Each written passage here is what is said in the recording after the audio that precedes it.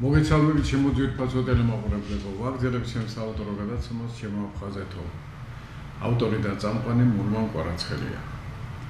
დღეს ჩვენი სტუმარი არის ახალგაზრდა აფხაზი კაცი ირაკლი უბილავა. საქართველოს მოქალაქე, ცხოვრები, კერძო სექტორის წარმომადგენელი ენერგეტიკის დარგში. მაგრამ ეს რეგალიები არ არის მარტო თავარი იმისათვის, რომ ჩვენ დავახასიათოთ ირაკლი უბილავა.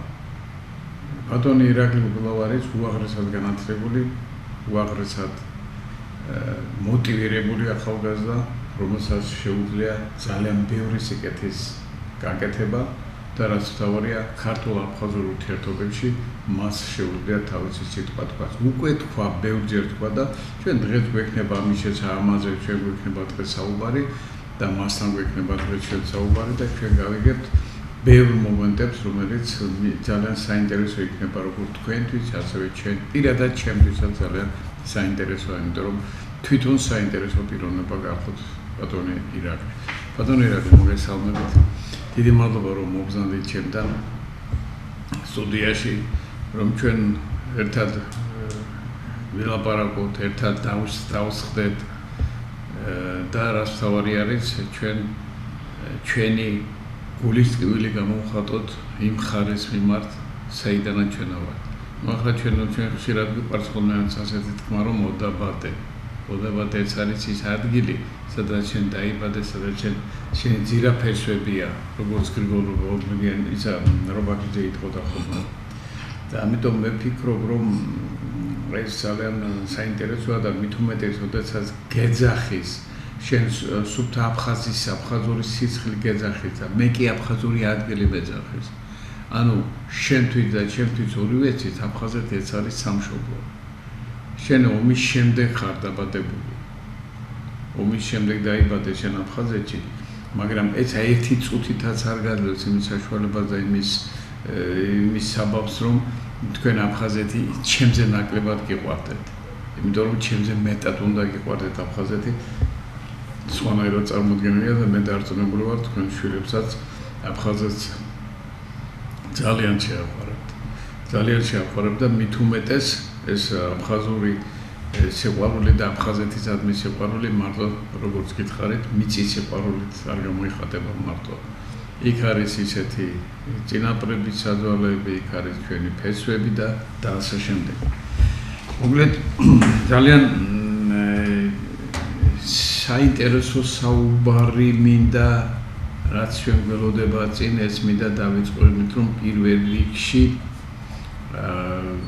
ბატონო ირაკლი იქნებ თქვენ აი თქვენი ახალგაზრდული, ასე ვთქვათ, ცოდნი, თქვენი ახალგაზრდული შემართებით, იქნებ გითხრათ, რა არის აფხაზეთი საქართველოსთვის, რა როლი ენიჭება აფხაზეთი საქართველოში. მადლობა. პირველ რიგში ბატონო მურმა მოწვევისთვის, ჩემთვის დიდი პატივი არის. ყოველთვის საინტერესო არის თქვენი გადაცემები, ერთადერთი მიზეზის გამო, რომ აქ პიროვნებებს საშუალება ეძლევათ გულახდილად გაგიზიარონ და გაუზიარონ მაყურებელს საკუთარი ფიქრები, საკუთარი გრძნობები. და ეს ძალიან მნიშვნელოვანი არის ამგვარი გახსნილი დიალოგი და აზრთა მიმოსვლა. ასევე დიდი მადლობა ჩემი წარდგენისთვის. როდესაც ჩვენ საუბარი გვაქვს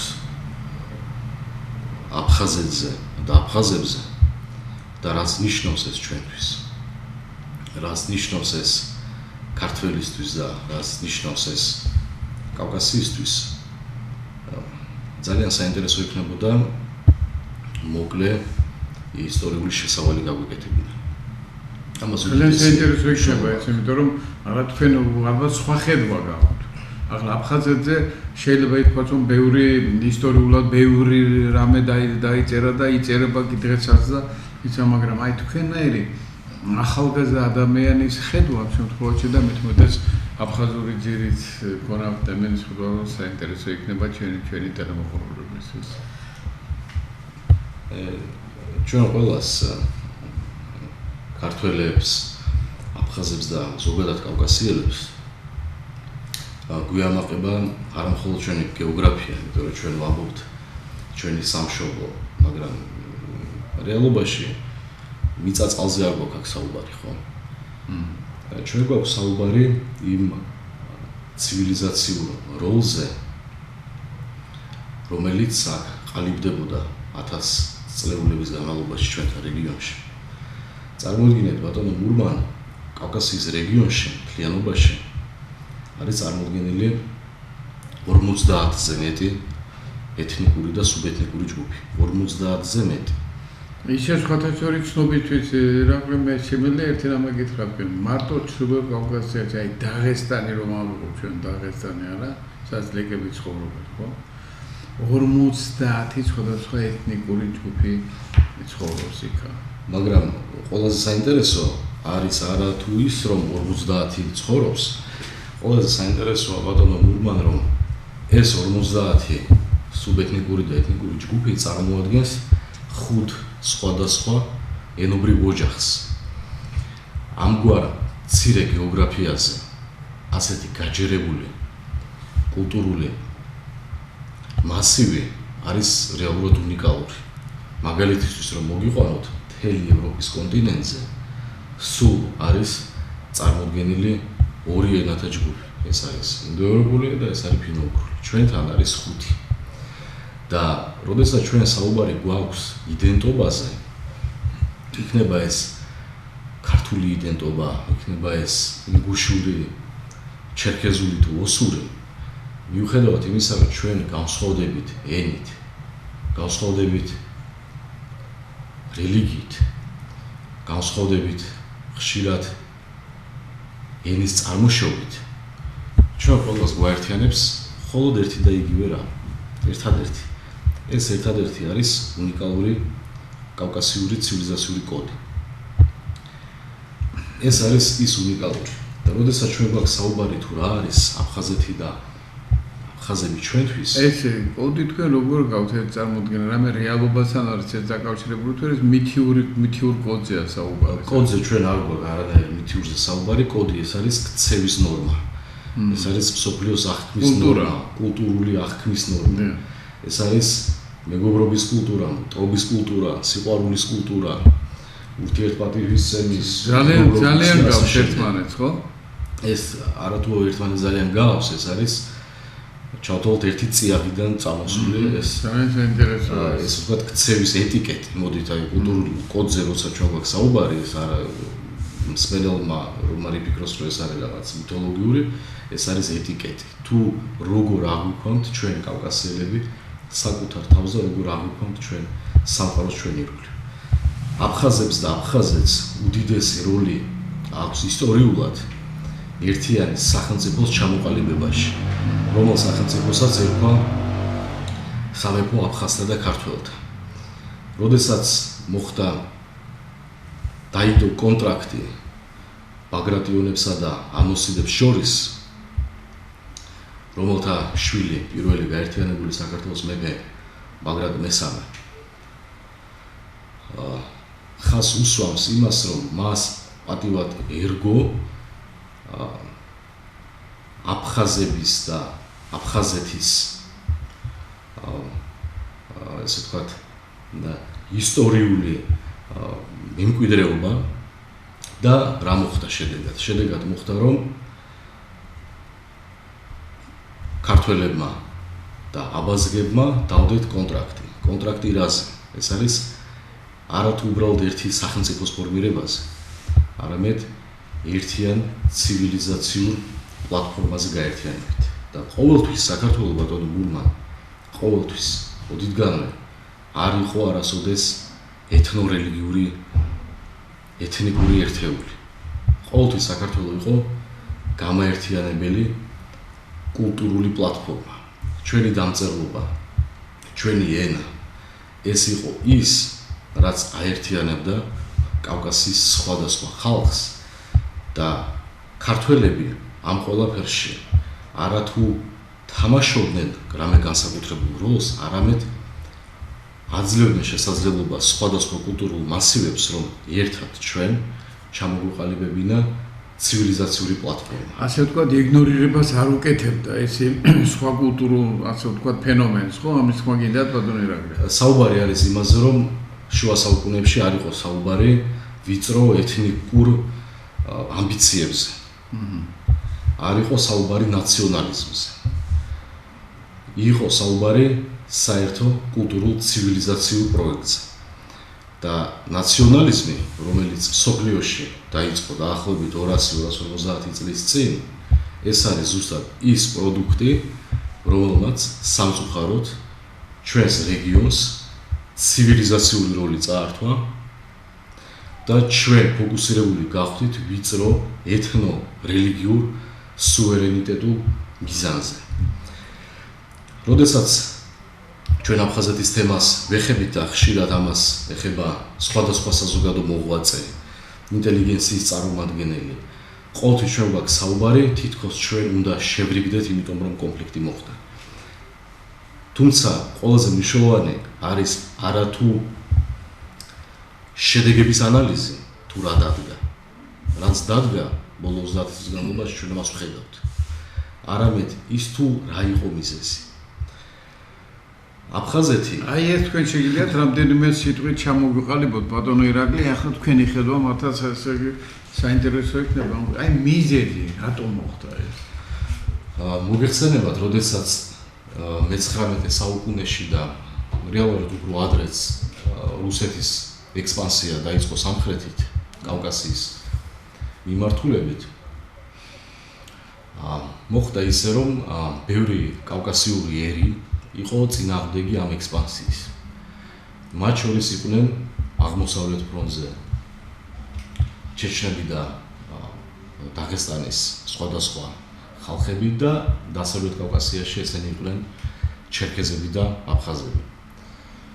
როდესაც მოხდა მუხაჯირობის ტრაგედია და სამწუხაროდ ბევრმა არ იცის ბატონო მურმანი. ბევრმა ჩვენმა მოქალაქემ საქართველოში არ იცის რა არის მუხაჯირობა. მათთვის აფხაზები არის მხოლოდ აფხაზეთში მცხოვრები ეთნიკურად აფხაზები. ჩვენი აფხაზეთელებისთვის ხშირად ეს არის მათი თანაკლასელები, მათი კოლეგები, მათი ნათესავები, მაგრამ დემოგრაფიულად წარმოიდგინეთ მე-19 საუკუნეში იმ აფხაზებმა, რომელთაც მოუწიათ თავისი მიწა-წყლის დატოვება, იმიტომ რომ რუსეთი მათ წარმოსონდა ეს.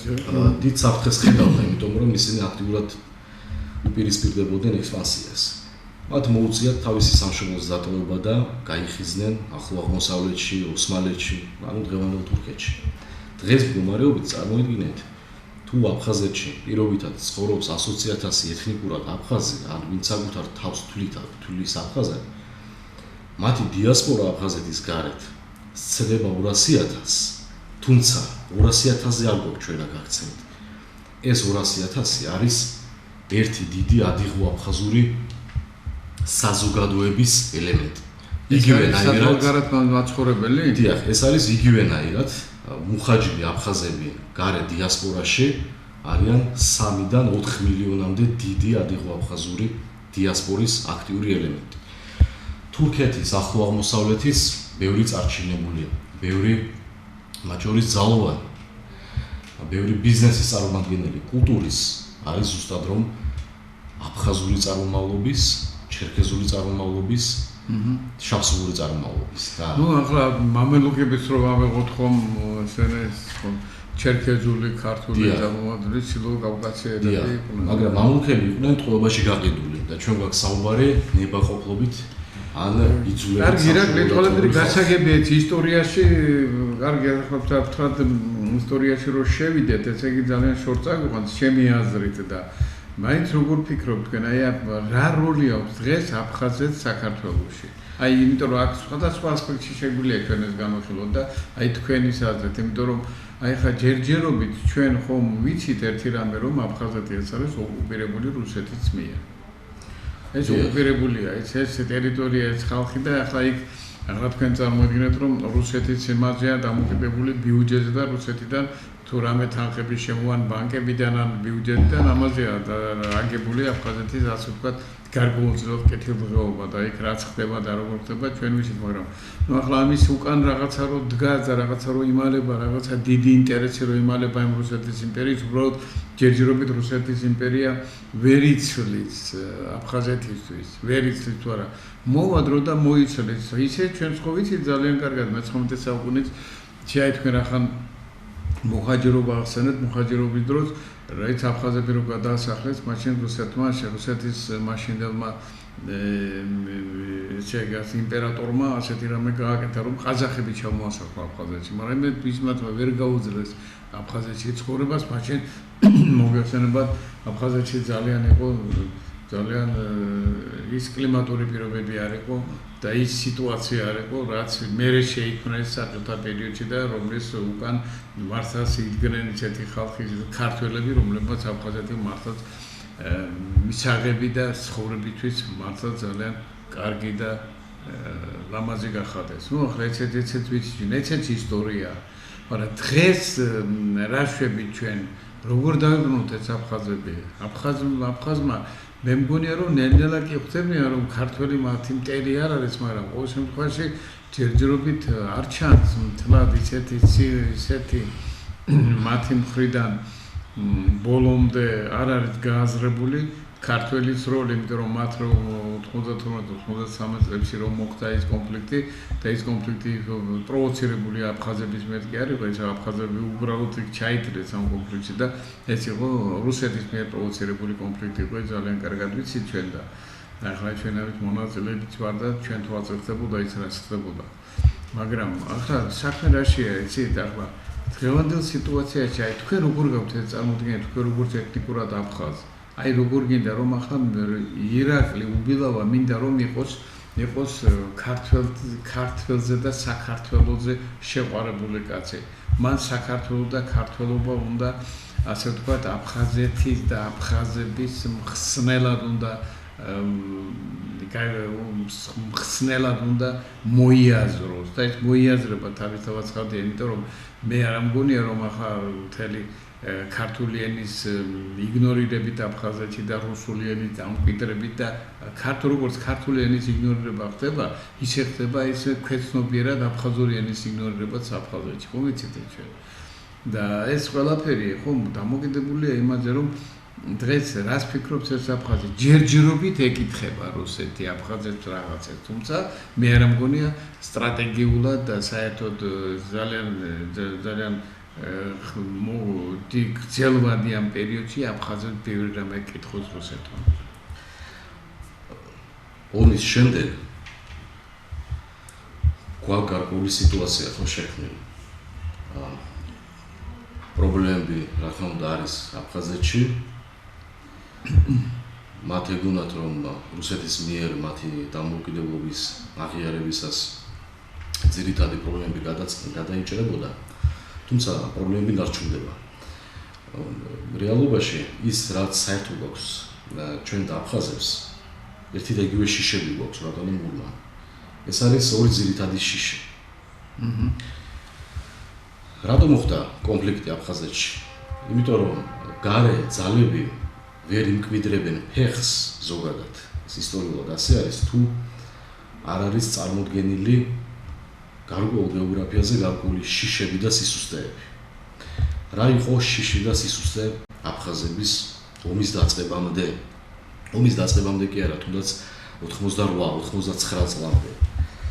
ისინი ჩათვალეთ თავის ისტორიულ სამშობლოში, ესე დავარქვათ, იყვნენ ეთნიკურ უმცირესობაში და წარმოადგენდნენ 17%-ს. რატო იყო ეს მხედველობაში საბჭოთა პერიოდი? ჩვენ გვაქვს დიახ, იყვნენ უმცირესობაში. თუ რატომ იყვნენ ისინი უმცირესობაში, რა თქმა უნდა, ამის მიზეზიც იყო რუსეთი. მე შემიძლია ერთი რამე გითხრათ, თანამდებობების მხრივ ისინი უმრავლესობაში იყვნენ. ჩვენ გვაქვს ახლა საუბარი არა ჩინოვნიკებზე, არამედ ჩვენ გვაქვს საუბარი ზოგადად როგორც ეთნოსის გადარჩენაზე. ეს გასაგებია. მე უბრალოდ კი, ცნობისთვის გითხარით ეს. ნუ ამით რა თქმა უნდა სისტემა ცდილობდა ჭყალებში, თქვათ, მათ დამშვიდებას, რომ მათ შიშები დაეკარწყლებინა. თუმცა რატო იყვნენ უმცირესობაში? იმიტომ რომ ზუსტად რომ მე-19 საუკუნეში ისინი მუხაჯირობაში წავიდნენ. ეს იყო ის შიში, რაც აფხაზებს ჰქონდა. აფხაზს არასოდეს არ ჰქონდა ტრობა და ანტიპათია ქართველისადმი. ისტორიულად ჩვენ ყოველთვის ერთი სახელმწიფოს ნაწილი ვიყავით და აფხაზები ყოველთვის ავანგარდში იყვნენ რეალობაში ჩვენი სახელმწიფოს ფორმირების ნაწილში. ქართული სახელმწიფო რა თქმა უნდა. დავარქვათ ამას მე ნახეთ მე არ მინდა გამოვიყენო ვიწრო ეთნორელიგიური ტერმინები. ქართული სახელმწიფო, ისეთი სახელმწიფო, ასეთი. რადგანაც ტერმინი ჰქონდა დავით აღმაშენებელს მეფე აფხაზთა და ქართველთა, მე მინდა ვთქვა რომ ეს არის ჩვენი საერთო სახელმწიფო. იმიტომ რომ ხშირად დიალოგი აფხაზებთან არ გამოდის ზუსტად იმიტომაც რომ ჩვენ გარკვეულ ტერმინებზე ძირში ვერ ვთანხმდებით. მოდით რაღაცები ჩვენ ჭყალებს გარეთ გავდოთ და ვთქვათ რომ ახლა სახელმწიფო რას ნიშნავს? აფხაზებს სახელმწიფო ცალკე ჰქონდა? არა, ჩვენ გვაქვს საუბარი რომ ეს სახელმწიფო გვეკუთვნის ორივეს. ამის აღიარება ვინმე უარყოფს ამას? არა, უბრალოდ ჩვენ უნდა მაქსიმალურად ბატონო მურმან ავსდეთ იმ ნარატივს, რაც 30 წელია და მეტი ხანი არის დაწყებული, რომ უბრალოდ აფხაზები არის პატარა ეთნიკური უმცირესობა ქართულ სახელმწიფოში. და ჩვენ დავწდეთ ამ ნარატივს, ამას ვიდეოს მნიშვნელობა. მე შემიძლია თქვენ სხვათა შორის ამაში არ დაგეთანხმოთ, იმიტომ რომ მე ახლა ამ აფხაზეთის საკითხებში შეიძლება ითქვას, რომ 30 წელია 40 წელია მე ჩართული ვარ და სხვათა შორის უნდა გითხრათ, რომ ჩვენ აფხაზების როგორც ასეთი ეთნიკური უმცირესობაზე მანიპულირება არასოდეს არ გავიკეთებია. მით უმეტეს იცით რომ ჩვენს კონსტიტუციაში წერია ორი სახელმწიფო ენა, ერთი არის ქართული ენა და მეორე აფხაზური ენა.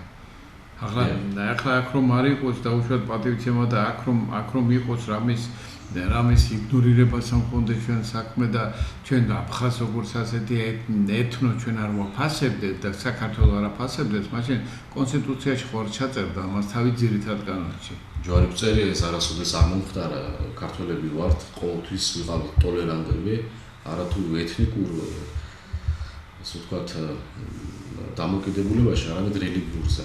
ჩვენ აქ საუბარი გვაქვს, რომ ის შიში, რაც აფხაზებს აქვთ, რომ კულტურულად აურთმდებიან. ეს საინტერესოა, ეთნიკურად აურთმდებიან. ჩვენ ენგურს აქეთ უნდა მაქსიმალურად ვიფიქროთ იმ რეალურ ნაბიჯებზე, რაც ჩვენ შეგვიძლია შევთავაზოთ, არა მხოლოდ აფხაზეთში მცხოვრებ აფხაზებს, არამედ აქტიური დიალოგი დავამყაროთ დიასპორებთან. ამას აქვს უდიდესი მნიშვნელობა.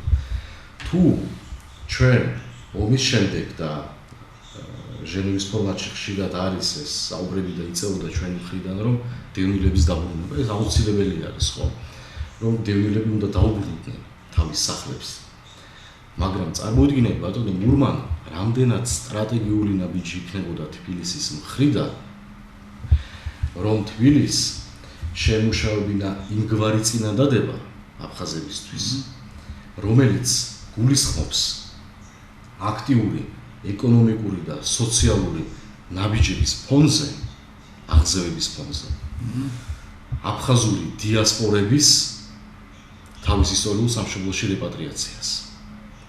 ესე იგი თქვენ მხედველობაში გაქვთ, რომ ახლა თურქეთში, სირიაში და ასე შემდეგ სხვა სხვადასხვა ქვეყნებში რომ არიან აფხაზები, იმათის უნდა მოხდეს, ასე ვთქვათ, ისევ უკან დაბრუნება აფხაზეთში. ჩვენ ამას ვერ დავაძალეთ, იმიტომ რომ სხვადასხვა ეს იყო ჩვენ შესაძლებლობებს აღემატება ყველანაირად.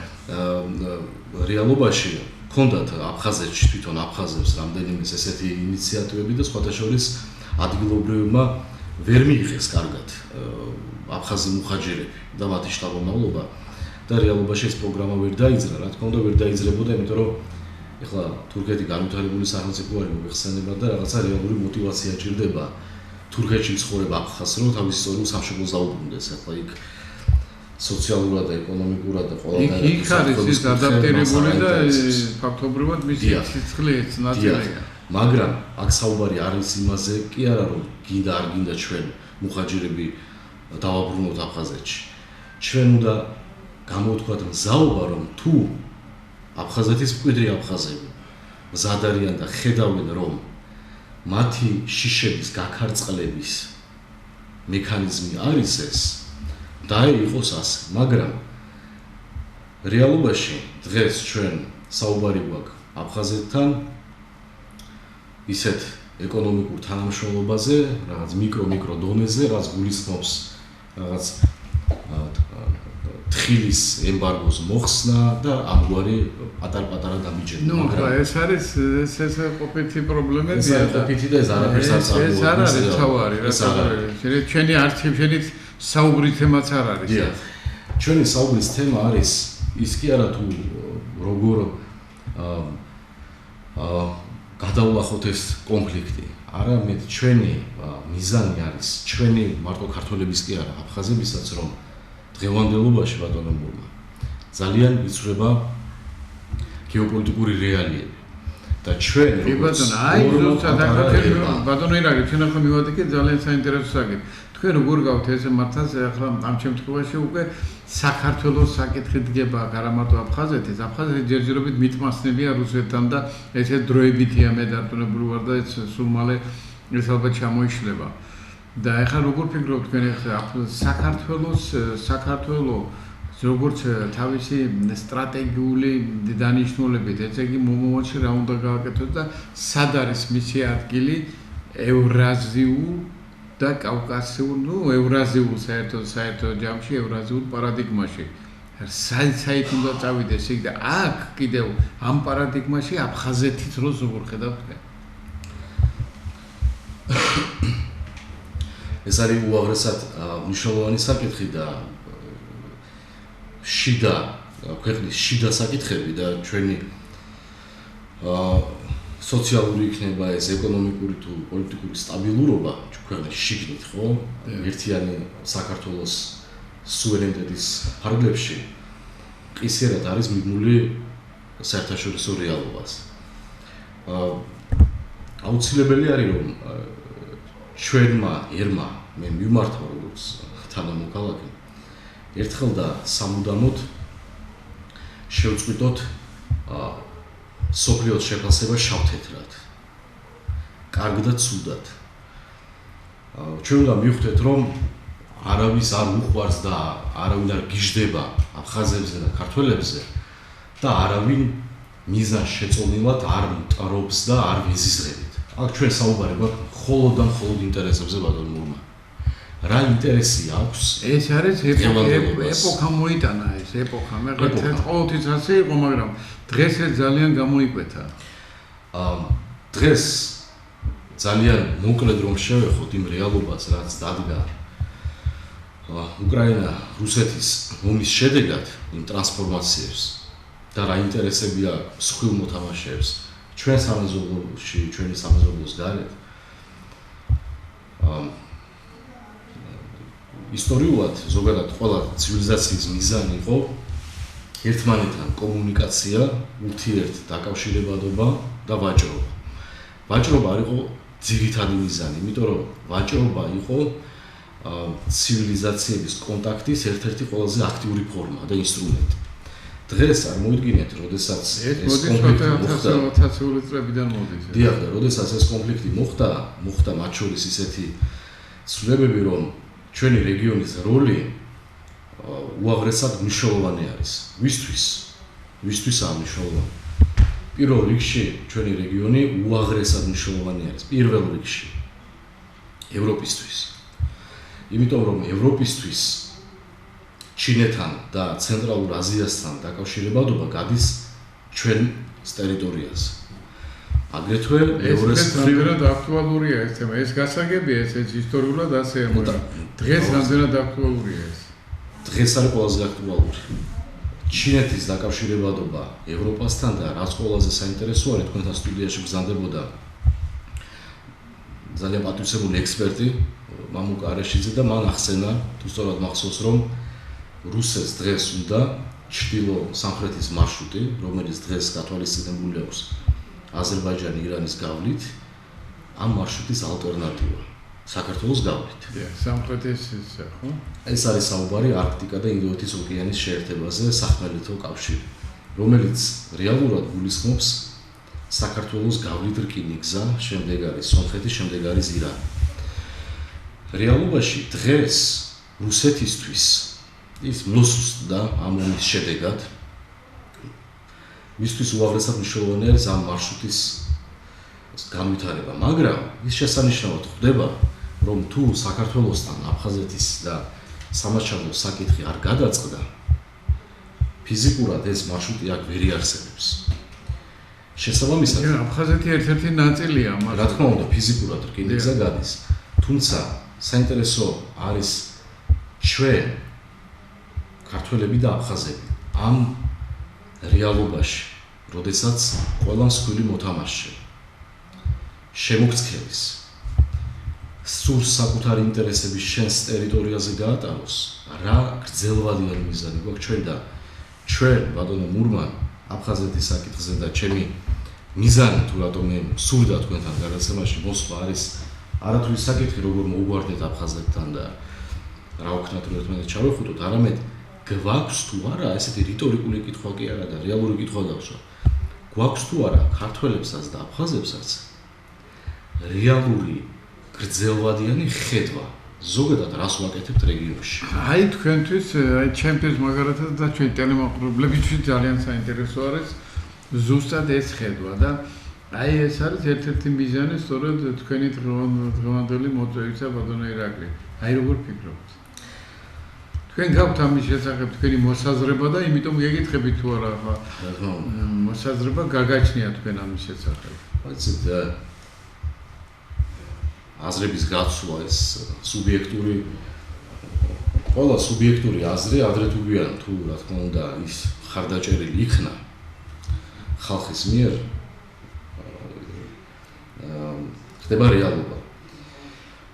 აფხაზეთი ერთიანი სახელმწიფოს შემადგენლობაში ჩვენთან ერთად ეს არის შესანიშნავი გზა იმისთვის რომ ჩვენი რეგიონი გახდეს აღმოსავლეთ, დასავლეთ და ჩრდილო-სამხრეთის დამაკავშირებელი ჰაბი, არა როგორც უბრალოდ გეოგრაფია, არამედ როგორც აქტიური, ძლიერი, სუვერენული და შინაარსის მაფორმირებელი ზონა. შინაარსის ფორმირებაზე, როდესაც ჩვენ გვაქვს საუბარი, ვერც ერთი შინაარსი ვერ ფორმირდება ჩვენთან და არ ფორმირდება, მე ამას ვერ ხედავ და თქვენ ჩემზე დიდხანს გიცხოვრიათ და თქვენს დამეთანხმებით რომ 30 წელი ჩვენი იდენტობა ფორმირდებოდა არა რუსობაზე ერთის მხრივ, რომ საბჭოეთში, როდესაც ჩვენ ვიყავით, ჩვენი იდენტობა ყარდებოდა რომ ჩვენ არ ვართ რუსი.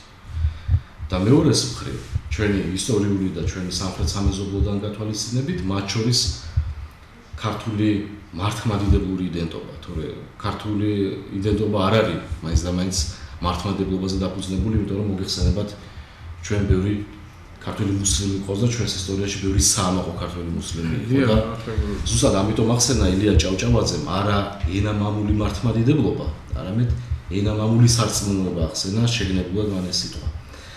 თუ ჩვენ სარწმუნოებაში მართლმადიდებლობას გულისხმობდა. შეგვიძლია ესეთი მაგრამ ჩვენ შეგვიძლია სხვა ინტერპრეტაციას მივცეთ. მოდით მივცეთ ესეთი ინტერპრეტაცია, რომ მან ორივე სიტყვა იცოდა და დატოვა ესე ვთქვათ შინაარსობრივი ზონა იმისთვის, რომ ეს ზონა შეივსოს მათ შორის ჩვენი ქართველების საამაყო მუსლიმებით, როგორც საქართველოს შიგნით, ასევე საქართველოს გარეთ, ხო თურქეთში. საუბარი გვაქვს ჩვენებურებზე და ლაზებზე.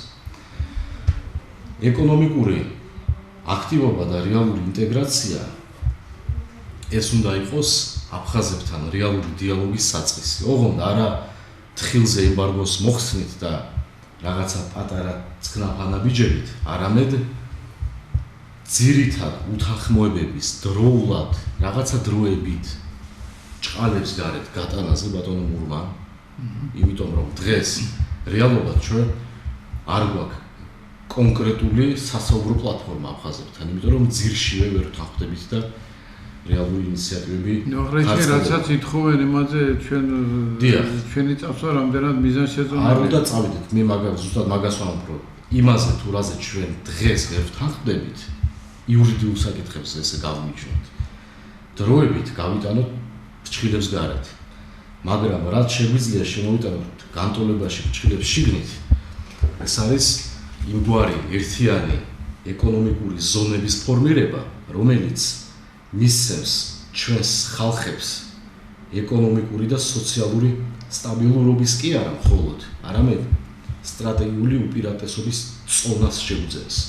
და ჩვენ ზუსტად საუბარი გვაქვს ენერგეტიკულ პროექტებზე, ჩვენ გვაქვს საუბარი საწარმოო პროექტებზე, ჩვენ გვაქვს საუბარი ლოგისტიკურ ჰაბზე, არა იმ ვიწრო გაგებით, რაც ხშირად გვესმის, რომ ჩინეთიდან თვირთი რომ ევროპაში წავიდეს, ეს ანაკლიაში გაჩერდება პორტში და პორტიდან უკვე ევროპაში წავა, არამედ საუბარი გვაქვს ისეთ ელემენტებზე, როგორც არის ელექტროენერგიის ექსპორტი ევროკავშირში.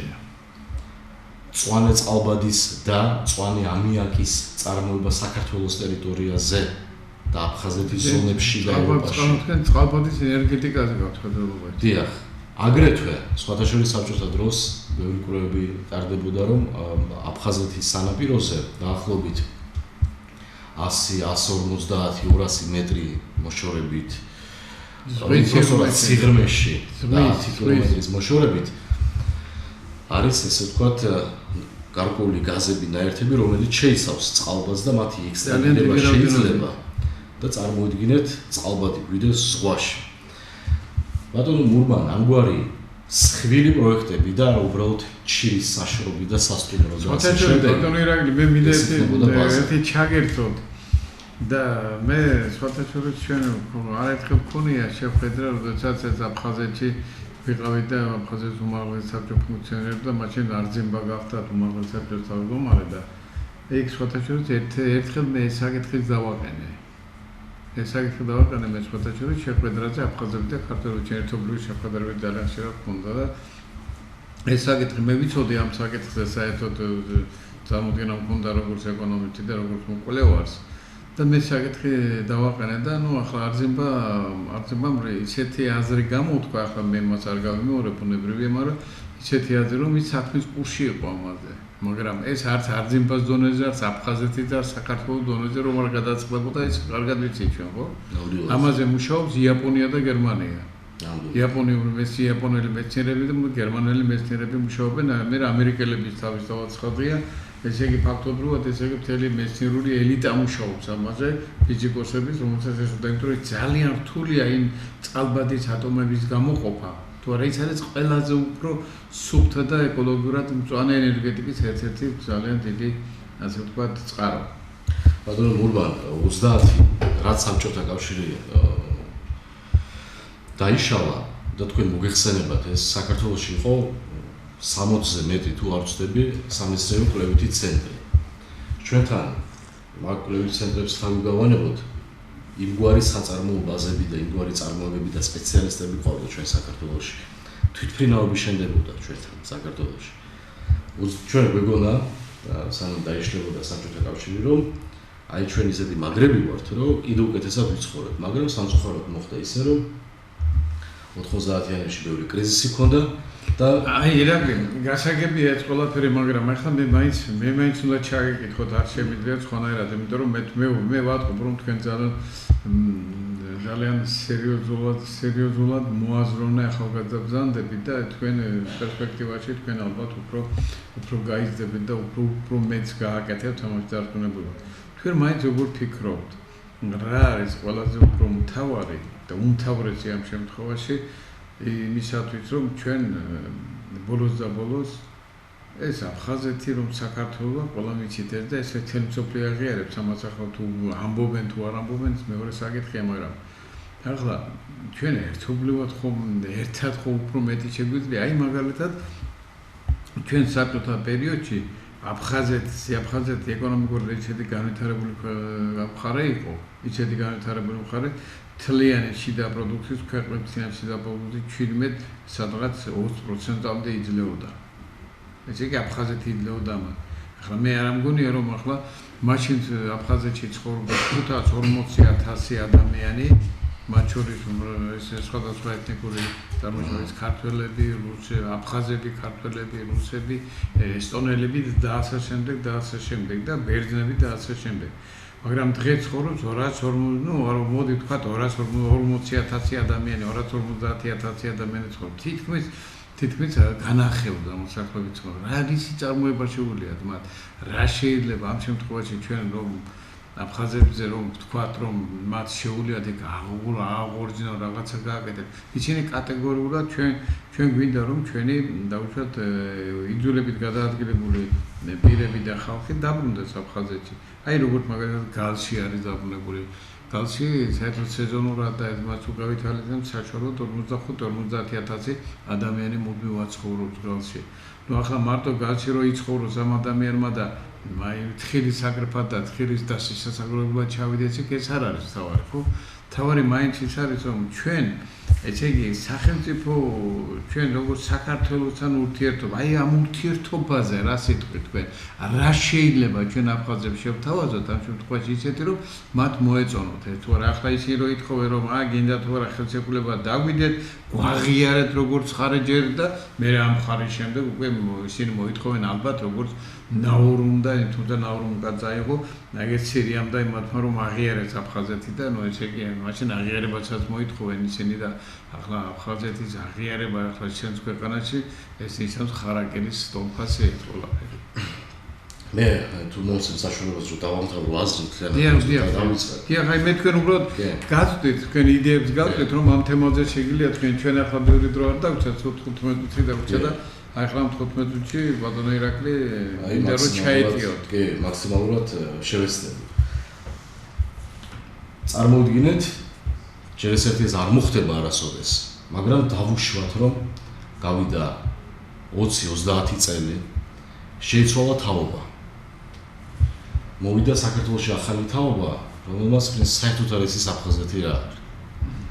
რომ ჩატარდეს გამოკითხვა რომ დათმობთ თუ არა აფხაზეთს და თუ დათმობთ და ვიქნებით თუ კონფლიქტო გაწევრიანდებით ევროკავშირში იქნება ეს ნატოში თუ სადაც გსურთ და შეხვალთ 64-ში 20-30 წლის შემდეგ საქართველოს აქეთ ხარეს მოსახლეობის უმეტესობა დათანხმდება აფხაზეთის აღიარებას 30 წელიწადში. დღეს ეს არ მოხდება. რომც მოხდეს ესეთი რამე რუსეთს არასოდეს სურდა აფხაზეთის ანექსია. მან მოახდინა გარკვეული პერიოდით ოკუპაცია, ხო და არა ანექსია, იმიტომ რომ ყირიმის ანექსია მან შემოიერთა. რატომ არ მოახდინა მან ანექსია? იმიტომ რომ დაეტოვებინა თბილისისთვის სალაპარაკო ველი, რომ შემხომ გინდა აფხაზეთი. ამიტომ უნდა გამითვალისწინო მე. ესე მოხდა ზუსტად არის საინტერესო იდეა. გეგმა, რა თქმა უნდა, ესე იყო, რა თქმა უნდა, ამის საფუძველი იყო და სხვათა შორის მე იმას ვერ დავეთანხმები, რომ მაინც და მაინც მხოლოდ აფხაზები გამოიყენეს რუსებმა ამ კონფლიქტში, ან მხოლოდ რუსებმა გამოიყენეს აფხაზეთი, ეს თვითონ რუსეთში ძალიან რთული პერიოდი იყო და მან დაიყო ესე ვთქვათ ცენტრალიზებული ვერტიკალი ძალაუფლების რუსეთშიც კი მაგ პერიოდში. იყო სხვადასხვა გავლენის ჯგუფები, სხვადასხვა ესე ვთქვათ დასავლურ სტრუქტურებთან ინტეგრირებული, მაგრამ დღეს მე რატო ვახსენე ჩრდილო-სამხრეთის მარშრუტი? ჩვენი მიზანი რა არის საქართველოს მიზანი, რომ ვიცხოვროთ ერთ სახელმწიფოში აფხაზეთთან ერთად. ჩვენი მიზანი უბრალოდ აფხაზებთან ერთად ცხოვრება კი არ არის, ან უბრალოდ დემოკრატია კი არ არის, ან უბრალოდ თავისუფლება. თავისუფლებას უნდა მოხდეს კონკრეტული შედეგი, რისთვის გინდა თავისუფლება, ხო? ხო უნდა გაისმას კითხვა. თუ საქართველოს ჩამოაყალიბა გრძელვადიანი მიზანი, კონკრეტული მიზანი, ეს არ უნდა იყოს აბსტრაქტული და ეს არ უნდა იყოს ლოზუნგის დონეზე, რომ აი ეროვნულობა, დემოკრატია, კონკრეტული მიზანი, ის ეროვნულობაც ემსახურება რაღაც მიზანს. დღეს ეს არის ზუსტადაც რომ დიალოგის ინიცირება და დაპაუზება იურიდიული საკითხების რაღაც ეტაპზე, მსხვილი ინდუსტრიული ზონების ფორმირება აფხაზეთი და ენგურსაქეთ სამეგრელოს ტერიტორიაზე, ეს უნდა იყოს კოოპერატიული სოფლის მეურნეობის მოდელების ფორმირება და დალაგება ამ სერვისის გაწევა ჩვენი აფხაზი თანამემამულეებისთვის და აფხაზეთში ეს გამარტივებულად მოხდება. და ეს უნდა იყოს აქტიური ეკონომიკა არაცხილი, ეს უნდა კონკრეტული წინადადება და კონკრეტული მიმართულება. და რაც ყველაზე მნიშვნელოვანი არის, რეალურად დიალოგი, ან კითხვა, მე ხა არ ვიცი, ჩვენ არ გვაქვს ხა დიპლომატიური ურთიერთობა და ჩვენი ტერიტორიები ოკუპირებულია რუსეთს, მაგრამ იმის კითხვა თუ რა სურს რუსეთს ან რაზე არის მზად რომ წამოვიდეს რომ ჩვენ ამგვარად ვემუშაოთ აფხაზეთს, ეს იქნებოდა საინტერესო. ეს არამხოლოდ რუსეთისთვის იქნებოდა საინტერესო, არამედ ეს იქნებოდა ისევ და ისევ მათ შორის ევროკავშირისთვისაც საინტერესო, იმიტომ რომ ჩვენს რეგიონში სტაბილურობა არის ყველას ინტერესში.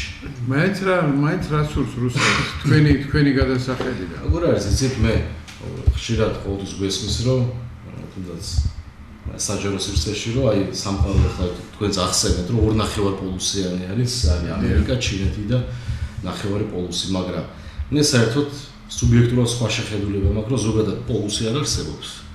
და რეალურად ყველაზე დიდი პოლუსი, და ეს არ არის სადმე კონკრეტულ გეოგრაფიაზე ლოკალიზებული, ეს არის მსხვილი, აქტიური, გრძელვადიანი ეკონომიკური ინიციატივები და შესაძლებლობები. ეს არის პოლუსი.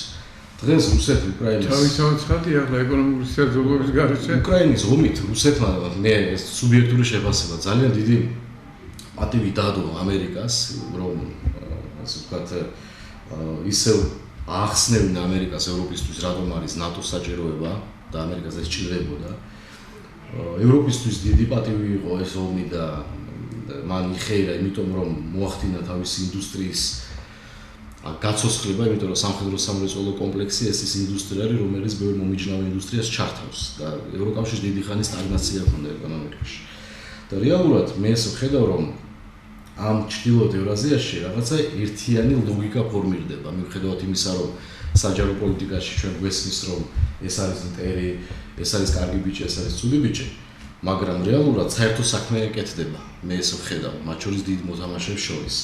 საუბარი არის იმაზე, რომ ეს ყველა მარშრუტი გაივლის ჩვენს ტერიტორიაზე და ჩვენს ტერიტორიაზე რადგანაც ეს გაივლის, ჩვენ უნდა დავიწყოთ რეალური გრძელვადიანი ნაბიჯები კი არა, იმიტომ რომ აი ქართულის ბუნებაში არის ამგვარი ფორმირება. ეს ყველაფერი კი ლამაზ აჭრეს დღეს რა ვქნათ. დღეს ვერაფერს ვერ ვიზამ თუ არ არის გეგმა სტრატეგიული და თუ სადმე ვინმე ეს მაყურებელო გეგურებათ სტრატეგიული გეგმა თუ საუნდა იყოს ქვეყანა 50 წელიწადში, გამიზიარეთ ძალიან დიდი მადლობელი დაგრჩებით. მე ვხედავ შესანიშნავ პერსპექტივას. მე მგონია რომ ზუსტად იმ პოლუსის მთავარ წარმომადგენლებსაც არა აქვთ 50-წლიანი სტრატეგიული გეგმა. შეიძლება ახლა მონახაზი არსებობს რაღაცა და თავისთავად ცხადია, როგორც კომუნიკაციებს ჰქონდათ 5-წლიანი გეგმა, პერსპექტიული გეგმები და ასეთი რამე დღეს არ არსებობს სამწუხაროდ არ არსებობს და ეს ობიექტურად მაგრამ უნდა იარსებოს ხო მეტახრებით, იმიტომ რომ საჭიროა. არა, საჭირო კი არის, მაგრამ ჩვენ დღეს შეგვიძლია გავთვალოთ ის, რომ აი დაუშვათ სანამდე მიგიყვანთ ჩვენ ხელოვნური ინტელექტი, გავთვალოთ სანამდე მიგიყვანთ ჩვენ ის თანამედროვე ესე იგი ტექნოლოგიური რევოლუციები, რომელიც დღეს ხდება, თუნდაც იგივე მედიცინაში ყველაფერს ავეროდანებოდა, თუნდაც კოსმოსში, თუნდაც სხვა, თუმცა ახლა ჩვენ კოსმოსისკენ მივისწრაფით და კოსმოსი გვინდა ავითვიცოთ და ამ შემთხვევაში ჩვენ გვერდზე გვჩება, რომ თურმე არც ოკეანე ქონია დედამიწაზე რო გავციცით აფიცებული 90% და უბრალოდ ელემენტარულად ამაზონის მდინარე არ ქონია და მისი ფლორა და ფაუნა არ ქონია აფიცებული და ნუ ახლა ეს იმას ნიშნავს, რომ ბევრი რამეა ჯერ და ამას თქვენი თაობა რასაკვირველია გააკეთებთ, მოეწრება, მაგრამ ამან ძალიან დიდი მეცნიერული აზროვნება შეერდება და აი ასეთ პირობებში უბრალოდ რომ ელემენტარულად იცომ ის ამის მტერია, ეს იმის მტერია და გინდა თუ არა ეს მიწა, ეს პატარა მიწა, რომელიც 8500 კვადრატული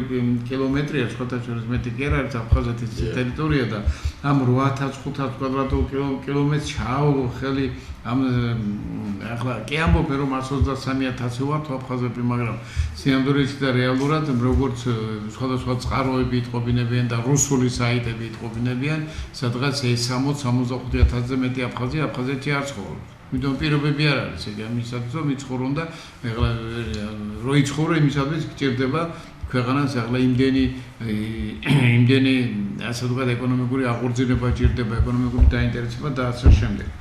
მოკლედ ბატონო ირაკლი ძალიან საინტერესოა თქვენისა, მაგრამ ბოლოს ახლა მე თქვენ მოგცემთ რამდენიმე წუთს, რომ ჩაეტიოდა თქვენი სათქმელი, თავარი სათქმელი. მე მინდა რომ ჩემი კითხვის გარეშე თქვათ. იმიტომ რომ თქვენ რითვისაც მოხვედით დღეს ჩემთან, იმიტომ რომ მეც ახლა ჩაგერთვეთ და იცით რომ ახლა ცოტა ამ თემებზე ეს თემები ჩემთვის ძალიან მტკივნეულია და ძალიან ახლობელია და მაგრამ მე უფრო თქვენი აზრი მაინტერესებს და მე ამიტომ აქტიურად არ გერევენ, მაგრამ მაინც ახლა 5 წუთს გადავთ იმისათვის რომ ჩაეტიოთ და გითხრათ საბოლოო თქვენი სათქმელი. აი თქვენ რისთვის მოვიდა ირაკლი უბილავა დღეს სტუდიაში რომ ეს ამას აფხაზები უყურებენ სხვათა შორის და აფხაზებს რას ეთქვით, როგორ ეთქვით? სამწუხაროდ მხოლოდ თქვენი თაობის აფხაზები ფლობენ ქართულ ენას და ეხლა მე არ კადრებთ რომ რუსულად მიმართო, მაგრამ მოდით ქართულად 90-იანებიდან დაწყებული ჩვენს ერს არ აქვს რეალური კონკრეტული გრძელვადიანი გეგმა. ეს არის განპირობებული ერთადერთი რამით, რომ საქართველოში სამწუხაროდ დღესაც კი არ არის სამეცნიერო კვლევითი ცენტრები კულტურაზე, სოციალური, რელიგიებზე, კონფლიქტებზე, კავკასიის საკითხებში. არის ცალ-ცალკე ექსპერტები, რომლებიც იკვლევენ, მაგრამ დღეს რადგანაც ჩვენთან არ არის ამგვარი ინსტიტუტები და ამგვარი კვლევითი ცენტრები, რომლებსაც შეუძლიათ შინაარსების ფორმირება, ამასაც მნიშვნელობა შინაარსი. ზუსტად ამიტომაც არის, რომ ჩვენი ქვეყნის საგარეო პოლიტიკა, ჩვენი ქვეყნის უსაფრთხოება არის რეაქციულ რეჟიმში, ტაქტიკურში. ჩვენი ქვეყნის უსაფრთხოება დღეს ჩვენი პატივცემული შესაბამისი უწყებები, რომლებიც მუშაობენ ამ საკითხებზე, ისინი მხოლოდ ცდილობენ რეაგირება მოახდინონ და მხოლოდ ცდილობენ გამოითვალონ თუ რა იქნება შემდეგი ნაბიჯი ჩვენი პარტნიორის ან ჩვენი ჯერჯერობით მეტოქის, ხო? მაგრამ სამწუხაროდ ჩვენ აქ საქართველოში არ ვაფორმირებთ იმ სცენარებს, თუნდაც ჩვენ სამეზობლოში ან თუნდაც სამეზობლოს გარეთ, რომლებიც ჩვენ დაგვეხმარებოდა უკვე გრძელვადიანი შინაარსის სტრატეგიის ფორმირებაში. როგორც კი ბატონო მურმან, მე არ მინდა ხა დემოკრატიაზე, იმაზე რაღაცებზე ვისაუბრებ, საუბარი არის კვლევითი ცენტრები. როდესაც კვლევითი ცენტრები აქ იქნება და მოისურვებს საქართველოს ხელისუფლებამ რეალურად გრძელვადიანი სტრატეგიის შემუშავებას, უკვე შემდეგ გამართულდება მოსახლეობაში. ამ შემთხვევაში აფხაზეთთან მიმართება. არა მხოლოდ, მე მაგ საუბარი რეგიონი, ეკონომიკა იქნება, კულტურა თუ რელიგიები. ამაზე მიდის მუშაობა, ამაზე არ არის ჩვენთან არ არის ინსტიტუტები, რომელიც მუშაობს ამაზე, არის ექსპერტები, რომლებიც ამაზე მუშაობენ, მაგრამ ინსტიტუტები ჩვენთან არ არის. ზუსტად ამიტომ არის, რომ ჩვენ სხვისი პროექტების რაღაც არეალში ხვდებით და შემდეგ ვიწევს ამასთან მუშაობა რეალობასთან, რაც დიდი პრობლემა არის. ამიტომ საქართველოს მოსახლეობასაც ყოველთვის ესეთი კითხვა უჩნდება რეალობაში, რომ რა იქნება ხვალ, სად ვიდივართ, რა უნდა მოხდეს და შემდეგ უკვე ვიღლებით, ხო? ვიღლებით, ყოველთვის ამაზე ფიქრით, იმიტომ რომ ჩვენ არ გვესმის რეალური პასუხები ამაზე. ამიტომ იმისთვის რომ მოსახლეობამ გაიგოს რეალური პასუხები და მიიღოს კიდეც მონაწილეობა გრძელვადიან სტრატეგიის ფორმირებაში, ამიტომ საჭირო არის რომ ჩვენი ქვეყანა გამოვიდეს ვიწრო ეთნო-რელიგიურ სუვერენიტეტული პარადიგმიდან და დაიბრუნოს ისევ კავკასიური ცივილიზაციური ინიციატივა და ეს არის განხორციელებადი. ამაზე მუშაობენ და მათ შორის მეც ამაზე მუშაობ, ეს შესაძლებელი არის გაკეთდეს, მაგრამ უნდა იყოს დაინტერესება. ამიტომ მიყვარხართ ქართველებო, მიყვარხართ აფხაზებო, ძმები გიშპობენ ეს მოსულა და 30 წელი ბატონო მურმან ისტორიულ ჭრილში ეს არაფერი არ არის. გურლები და იმერლები ხოცავდნენ ერთმანეთს საქართველოს ისტორიაში იყო ასეთი. იმერლები და მეგრელები ხოცავდნენ. ეს არის ისტორია. მაგრამ დღეს მე დარწმუნებული ვარ, რომ აფხაზები, ქართველები ჩვენ ვართ იმ გზაგასაყარზე, სადაც ან ჩვენ ნელ-ნელა უნდა გავამზავნოთ ჩვენი ერების საფლავი, სამწუხაროდ, მომიტევეთ ამ ემოციებისთვის, ან პირიქით გავხდეთ რეგიონული, კავკასიური ცივილიზაციური ინიციატივის ავტორები და ეს არის შესაძლებელი. დიდი მადლობა. ძვირფასი ტელემაყურებლებო. ბევრი კითხვის ნიშანი დატოვა ბატონმა ირაკლიმ. ბატონ ირაკლი მიუხედავად თავისი ახალგაზრდული ასაკისა, ძალიან ღრმად გათვითცნობიერებული არის ამ საკითხებში, თუნდაც იგივე კავკასიურ და ევრაზიულ პარადიგმაში ძალიან საინტერესო ხედვები გააჩნია მას, თუნდაც იგივე აფხაზეთთან მიმართებაში მართლაც ხომარ დადგა დრო, რომ ჩვენ სხვანაირად ცოტა სხვა კუთხით ვიფიქროთ და სხვა კუთხით ვფიქრობთ, ეს ერთ დრო მოიტანს ამას აუცილებლად 30 წელიწადი მართლაც არაფერი არ არის ისტორიისთვის, ესაც ერთი გაელვება. ერთი ჩვენ ერთად ყოფნა, იმიტომ გვინდა აფხაზეთს და საქართველოს შემადგენელი ნაწილში ის უნდა შემოვიდეს ის მეგობრად, შემოვიდეს ის არის ჩვენი ძირძველი მიწა, ჩემი წინაპრების საძვალეა ეს. ჩვენი წინაპრები და მithumetes ახლა ჩვენ ახლა თუ ეთნიკურად აფხაზი არის ბატონი ირაკლი, მე ტერიტორიულად აფხაზი გახლავთ. ანუ მე აფხაზი ვარ, აფხაზეთიდან წამოსული კაცი ვარ და ჩემთვის ძალიან დიდი მნიშვნელოვანი არის აფხაზეთი როგორ იქნება, მომავალში როგორ განვითარდება აფხაზი ერი უფრო მეტი იქნება, უფრო უკეთესად იცხოვრებს თუ უფრო უარესად. ამას ჩემთვისაც ძალიან დიდი მნიშვნელობა აქვს. მე იმედი მაქვს, რომ ჩვენ აუცილებლად მივვალთ ერთ ნიშნულამდე, ჩვენ აფხაზები და ქართველების ერთად ყოფნა ჩვენ მართლაც ეს არის გარდუალობა და ეს არის ის აუცილებელი პირობა, რომელიც მე დარწმუნებული ვარ, რომ სულ მალე რეალიზირებული იქნება და ქართველები და აფხაზები ერთად იქნებიან. დიდი მადლობა ბატონ ირაკლი, ასეთი საუბრისათვის და ბევრი რამე კიდევ დაგჭა თქვენ სათქმელი და იმედი გვაქვს, რომ ჩვენ კიდევ გვექნება ამ თემებზე საუბარი. მადლობა თქვენ. ნახვამდის მომავალ შეხვედრამდე.